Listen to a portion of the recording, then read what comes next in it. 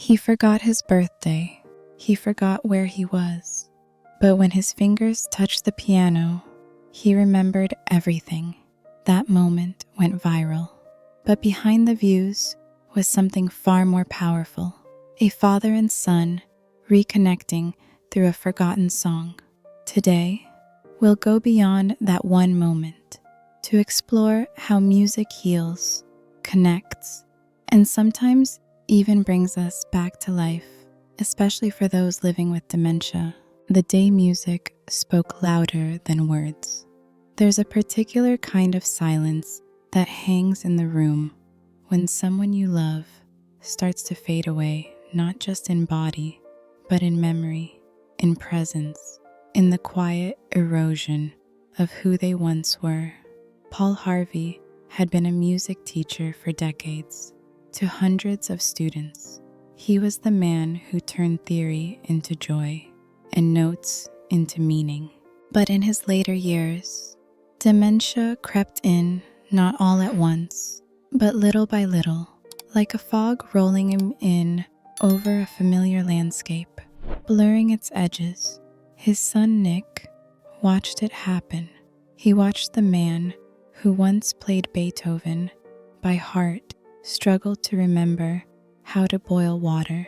He watched conversations trail off mid-sentence, watched familiar names slip from his father's mind like sand through tired fingers. And as anyone who has loved someone with dementia knows, that forgetting isn't just heartbreaking, it's disorienting. It makes you question what remains. Is he still in there? You wonder, where did he go? And then came the piano. It wasn't an elaborate setup, just a keyboard in the living room. Nick wasn't expecting anything miraculous. He simply asked his dad to try and play something, anything. There was no pressure, just a gentle invitation. Paul hesitated. His hands, once so confident, hovered over the keys like strangers trying to remember how to touch something sacred. And then, like a whisper from the past, his fingers began to move. It started slow, tentative, a few scattered notes, as if his mind was searching, groping in the dark. But then there it was, a melody, the melody. Where's the Sunshine? A song he had composed himself in the 1980s, back when he was head of music at Imberhorn School. As his hands found the notes, something changed. His posture straightened, his face softened, his eyes, which had so often looked lost, suddenly looked alive. In that moment, it wasn't about music, it was about memory, about presence, about reclaiming something that dementia had tried to steal. Nick stood by, recording the moment on his phone, but mostly just trying not to cry. It felt like Dad was back. He said later, for those few minutes, he was fully here, not drifting, not confused, not lost in a cloud of forgetfulness.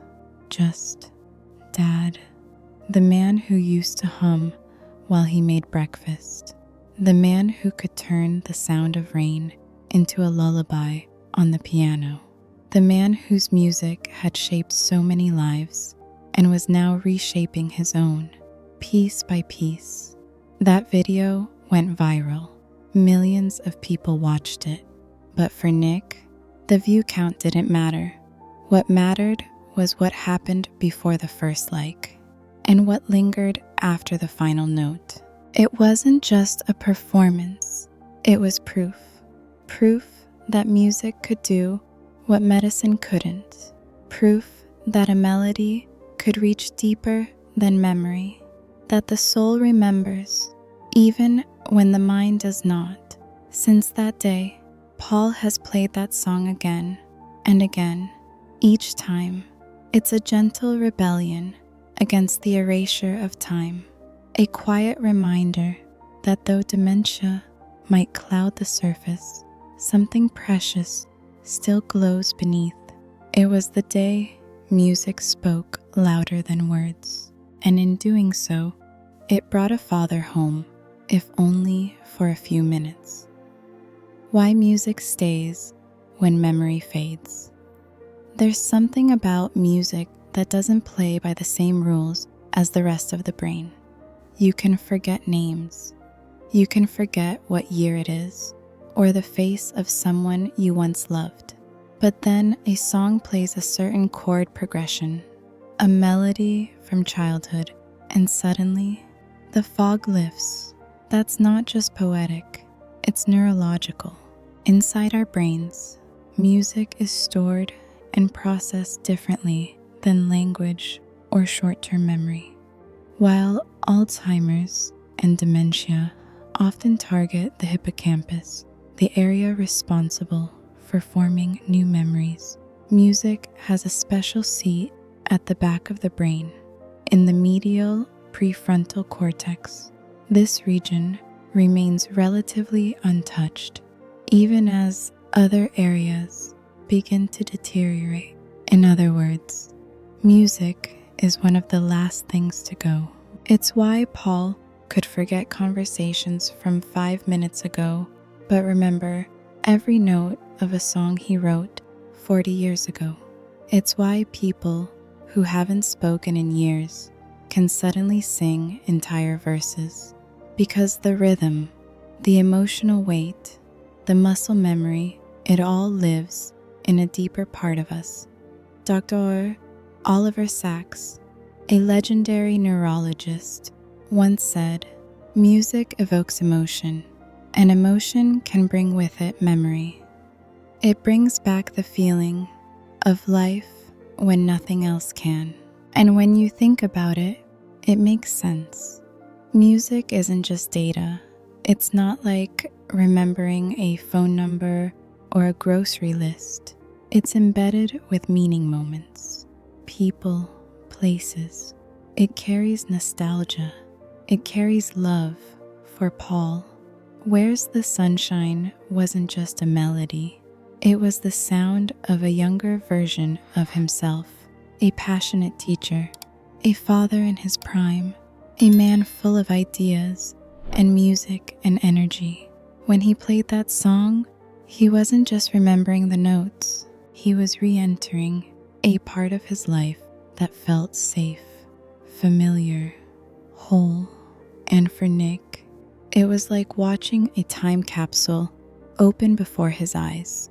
Each note was a window, offering a glimpse into a mind that moments before felt so far away.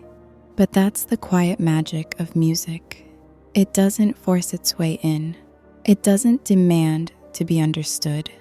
It simply waits patiently, ready to be the key that unlocks the door. Of course, this doesn't mean music is a cure. Dementia doesn't disappear when a piano starts playing. But for a few precious minutes, music can make the invisible visible. It can give a person their voice back, their identity, their place in the world, even if just for a song. That's why so many caregivers turn to music not just for the patient, but for themselves. Because it's hard watching someone you love disappear in front of you. It's lonely, it's exhausting. But when a familiar tune lights up their face, even briefly, it reminds you both of what still connects you. It reminds you that underneath the confusion and silence, something sacred remains. That's what Nick experienced, and that's why his video touched millions. It wasn't just about a man with dementia playing a song. It was about memory, presence, connection. It was about how music simple, honest, timeless can find a way in, even when nothing else can. So, the next time you hear an old song, don't just hear it, feel it. Let it remind you of who you are and who you still have. Because sometimes, even in the quietest moments, music speaks louder than anything else ever could. Music and memory. A global movement. What happened with Paul Harvey and his piano wasn't just a one-time miracle. It's part of a growing understanding across hospitals, nursing homes, and families that music is not a luxury, it's medicine. All across the world, caregivers and researchers are discovering what the heart has known all along. Music connects us in ways that nothing else can. And for people living with dementia, it can be the thread that pulls them back, if only for a while, into the rhythm of being alive. In the United States, this realization sparked something remarkable. A program called Music and Memory, founded by social worker Dan Cohen, began placing iPods into the hands of elderly patients struggling with memory loss. The devices weren't high-tech, but what they held inside carefully curated playlists filled with the music of each person's youth had the power to transform. Imagine someone who hasn't spoken in years suddenly singing every word to a favorite doo-wop hit, or a man who no longer recognizes his wife smiling as the first chords of a Motown classic begin to play. These aren't fantasies. They're real stories, documented, filmed, shared with tears by family members who, for the first time in months, feel seen again by the very person they thought they had lost. Why does it work? Because music taps into identity. It stirs up emotional memory deeper than facts or names. A song from high school, the lullaby your mother used to hum, the first dance at your wedding. These aren't just tunes. They are the architecture of our lives. In one nursing home, staff reported patients who were usually withdrawn becoming suddenly animated. They danced, they laughed, they reached for hands and locked eyes. For moments, maybe minutes, maybe hours, they weren't patients anymore. They were simply people alive in their stories, present in their joy. And it's not just emotional, it's measurable. Studies show that listening to personalized music can lower anxiety, reduce the need for antipsychotic medications, and improve overall mood in people with dementia. It can help regulate sleep, ease transitions, even support appetite and physical movement. But perhaps the most important thing it does, it gives back dignity. Because when a person with dementia hears the music of their past, they are no longer just a diagnosis. They are a child again, a lover, a dreamer, a dancer. They are more than the silence. They are more than the forgetting. Paul Harvey's story is just one of thousands, but it echoes the same truth we hear again and again from families and caregivers. Music reaches the parts that words can't. It bypasses the confusion and touches something real, something rooted and familiar and human. Nick didn't know he was joining a global movement when he filmed his dad at the piano. He was just trying to hold on to a piece of the man he remembered. But that's the beauty of this. It doesn't take a program or a research grant to try. It just takes one song, one memory, one moment of reaching out. So whether it's Frank Sinatra or Elvis, the Beatles or Billie Holiday, somewhere out there is a song that might just unlock a smile, a word, a laugh, a flicker of light behind tired eyes. And maybe, just maybe, it's been waiting all this time for someone to press play. Nick's journey, holding on, letting go. For Nick Harvey, watching his father slip away was never something that happened all at once. It wasn't a dramatic moment or a final goodbye. It was quieter than that, slower, more painful in its subtleties. One day, his dad forgot where the keys were. Then came the forgotten birthdays, the forgotten names, until eventually, it wasn't just memories being lost, it was presence. Conversations turned into one-way monologues. Smiles grew rarer. Eye contact became fleeting, like trying to catch the wind. And yet, through it all, Nick stayed, not just as a son, but as a witness. He watched the man who once stood tall behind a conductor's podium now struggle to find his own voice.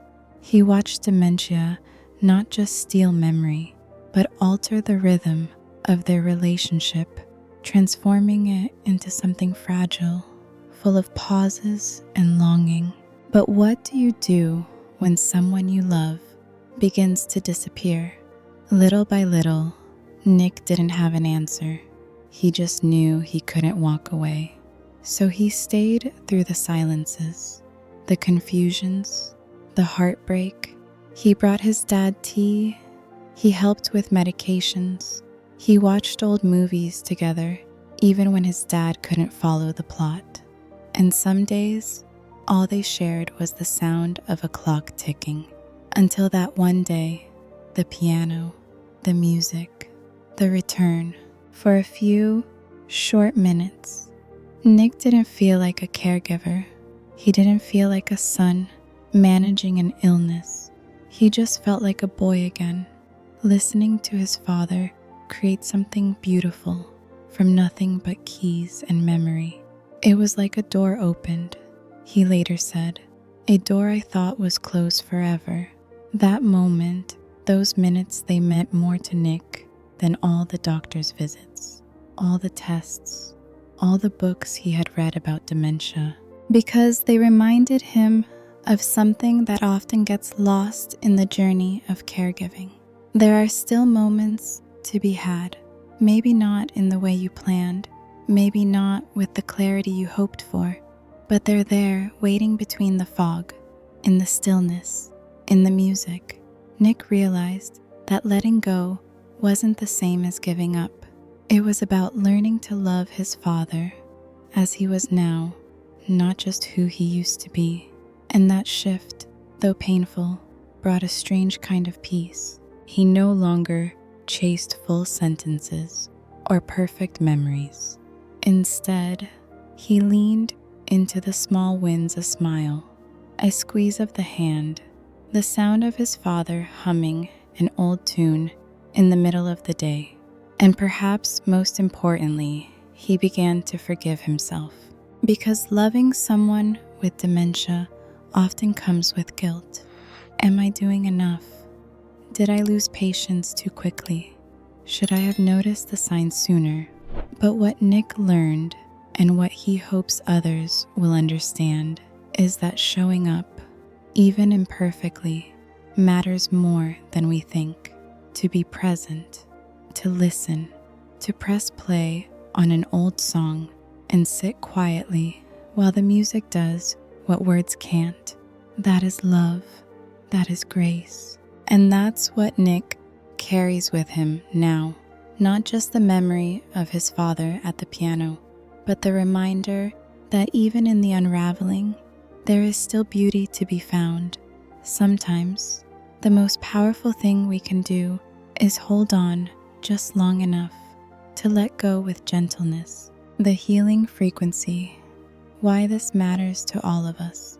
It would be easy to think Paul and Nick's story is a rare one, something special that happened between a father and son, touched by music and preserved in a moment of viral grace. But the truth is, their story isn't rare, it's universal, because dementia doesn't only visit a few families, it's a visitor in millions of homes. In the U.S.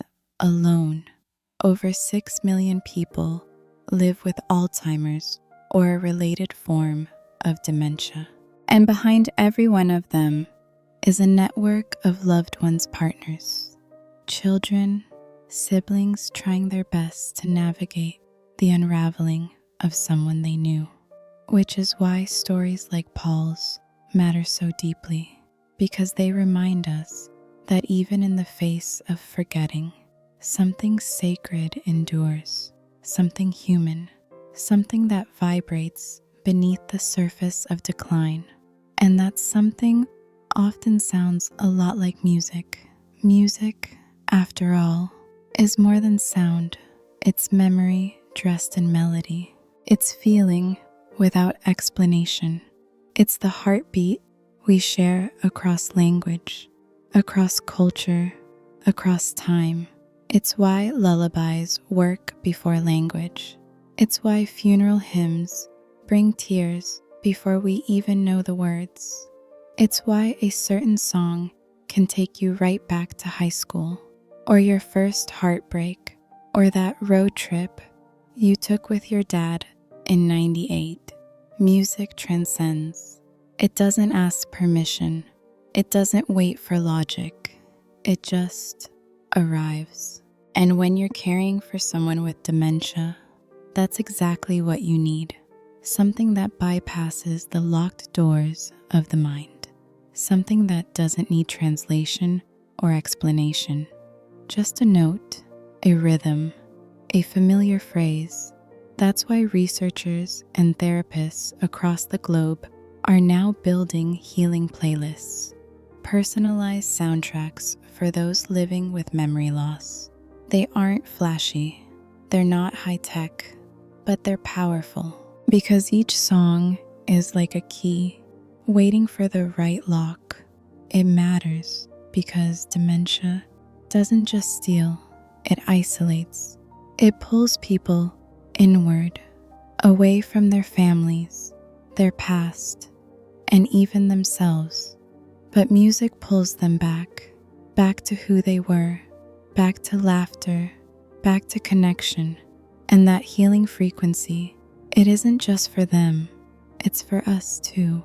Because watching someone you love disappear in pieces is one of the hardest things a human heart can endure. It wears you down. It makes you question your patience, your strength, your hope. But when you see their eyes light up, when you hear them hum along to a tune you both know, it restores something in you, too. It's a reminder that even if the path has changed, there's still a way forward. Even if the conversation falters, the music speaks. Even if the story is no longer told in full sentences, it can still be sung. So no, this story isn't just about Paul and Nick. It's about all of us who love, all of us who lose, and all of us who are looking for ways to hold on, even when everything seems to be slipping away. Because in the end, the most profound healing rarely comes from answers.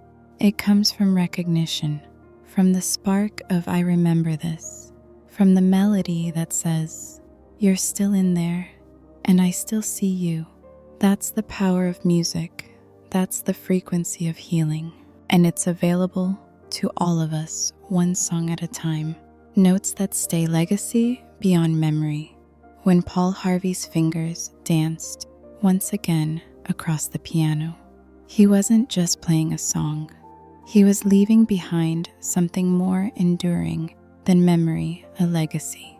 It's easy to believe that our impact in the world is measured by what we accomplish when we are strongest, sharpest, and most ourselves. But what if it isn't? What if? Instead, it's what remains after we begin to fade. What if the truest parts of us live on in the way we made people feel, in the stories they remember, and yes, in the songs we leave behind? Where's the Sunshine was written decades ago, tucked away in the corners of Paul's teaching career, likely never meant for a stage or an audience of millions. It was, in many ways, a private piece born from a season of his life long past.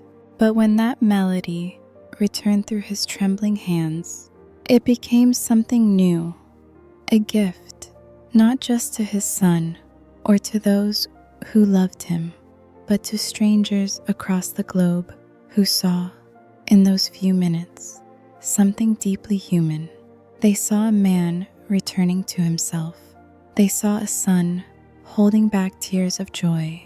They saw the possibility that no matter how far gone someone may seem, they are never completely lost. And now that melody lives on, not just in a viral video, not just in a recording, but in the hearts of those who carry the memory of it forward. That's the quiet miracle of legacy. It doesn't need a spotlight. It doesn't demand applause. It simply echoes through time, through others, through the small, sacred ways we touch each other's lives. For Nick, that moment with his father wasn't just about music. It was about connection, about remembering that there's still beauty in broken places, about recognizing that even if the roles had reversed him now, the caregiver, his father, the one needing care, there was still room for grace and presence and wonder. He didn't need his dad to be the man he once was. He just needed him to be here, in whatever form that meant. And in that short song, he got exactly that. Paul's story reminds us that what we create in life, our songs, our laughter, our kindness doesn't vanish with our memories. It lingers. It waits in the background, like a familiar chorus, ready to be sung again. Whether we are composers or caretakers, parents or children, strangers or friends, we are all, in some way, leaving behind notes for someone else to find. Sometimes those notes are literal music scribbled on a page. Sometimes they're metaphorical, the way we made someone feel safe, or heard, or loved. So the question becomes, what will echo from us when the rest fades away? Paul's answer was simple, yet profound. A song, a moment, a memory, returned through melody. It didn't need to be complex or perfect. It just needed to be true. And in the echo of that truth, others found their own. Sons called their fathers. Daughters dug out old records.